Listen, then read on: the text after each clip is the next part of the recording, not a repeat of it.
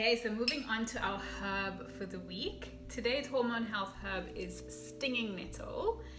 And stinging nettles actually have multiple different uses. They are oftentimes used for people with allergies and people with urinary issues, people with inflamed or enlarged prostate.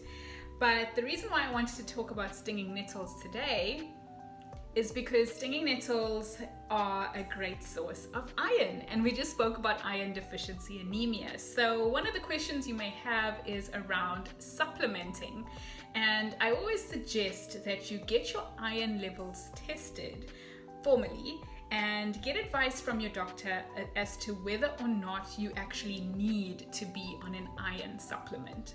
So taking an iron supplement without knowing where you're at in your iron levels is potentially quite dangerous, because you can be iron overloaded, and we certainly don't want that. And if your iron levels are maybe marginally low, it may not actually be necessary to supplement. You may be able to get away with taking something like stinging nettle, for example, as a supplement. So aside from increasing the amount of iron-rich foods, you may consider adding something like a herbal tea into your routine to make sure that you're topping up on your iron levels. So stinging nettles get their name from the tiny spikes that are on their leaves.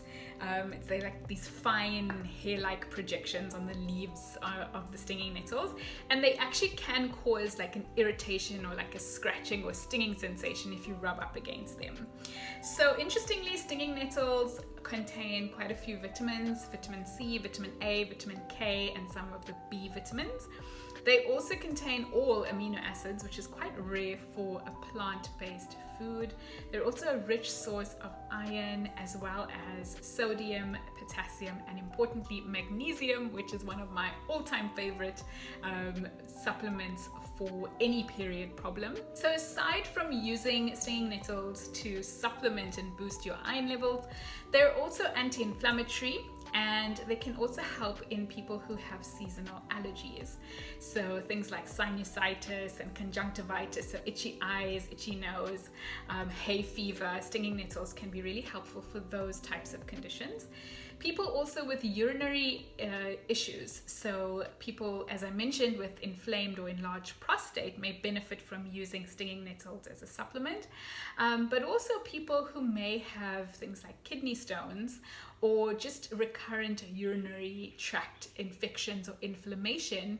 They can actually use stinging nettles to help to reduce urinary tract inflammation. And really, stinging nettles are anti-inflammatory. It's part of the reason why they work so well. They contain antioxidants, and so they reduce oxidative stress, which leads to inflammation. So powerful anti-inflammatory.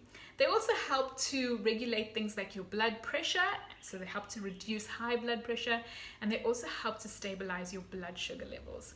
But essentially, if you're looking for a supplement, something just to add into your diet, to incorporate to kind of support your iron levels, especially if you are anemic, then consider adding some stinging nettles. You can make a tea out of these. So this is basically stinging nettle leaves. You can also get the roots, and these have just been dried and kind of cut up. And so they smell quite like herbaceous. They've got like a herby kind of smell to them, but essentially the tea, so if you made stinging nettle tea, I typically will make like a pot of tea and then just drink it throughout the day. Hot, cold, doesn't really matter. It's got a really mild taste. It basically doesn't taste like much at all.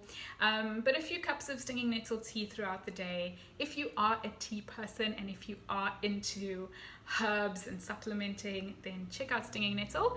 I would highly suggest taking or adding this into your herbal tea collection.